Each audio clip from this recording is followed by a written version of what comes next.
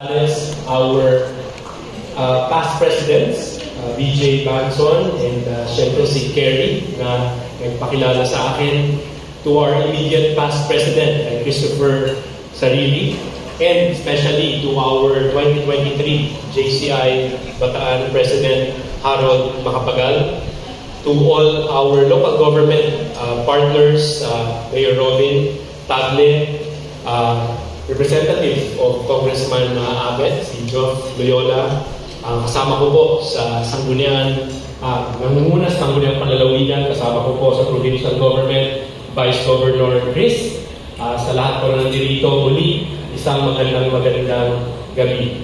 Noong pong January 11 ay 266 founding anniversary ng probinsya ng Bataan. At bahagi po ng aking mensahe ng araw na yun sa aming mga kababayan.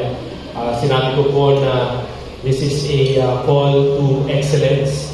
Nang sa ganon ay lalo pang umunlad, mabilis umunlad ang probinsya ng Bataan. Nananawagan po ang ating provincial government, ang inyong lingkod, para talaga magtulong-tulong ang lahat po ng mga magagaling, mga excellent, mahuhusay dito po sa ating probinsya. At kung hindi po ako nagkakamali, ang JCI Bataan, ang isa sa mga excellent, tama ba? Tama ba? Parang hindi makasagot. Base naman sa inyong tindig, sa inyong ngiti, sa inyong titig kanina, mukha naman talagang hindi ako nagkakamali na kayo ang mga excellent sa probinsya ng Bataan.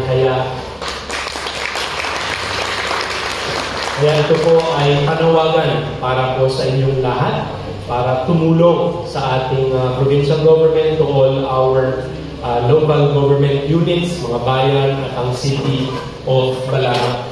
Kanina rin may meeting po kami sa bunker, dito sa ating provincial capital, kasama ang iba't ibang ang lahat ng ating mga department heads and select employees. Dahil naghahanap po kami ng paraan kung paano magiging mas efficient yung takbo ng ating provincial government. At syempre, kahit na marami na pong ginawa ang ating mga kawani sa pamunan ng ating mga department heads, naghahanap pa rin ng paraan para mapigat ang bawat isa. Nang sa ganoon, magkaroon ng innovation, magkaroon ng mga pamamaraan para talagang mas bumilis, mas gumanda, mas maging cost-effective ang patakbo ng ating provincial government. Kaya naman po, bahagi ng ating magiging basihan para po sa mga programa, mga proyekto ng ating probinsya.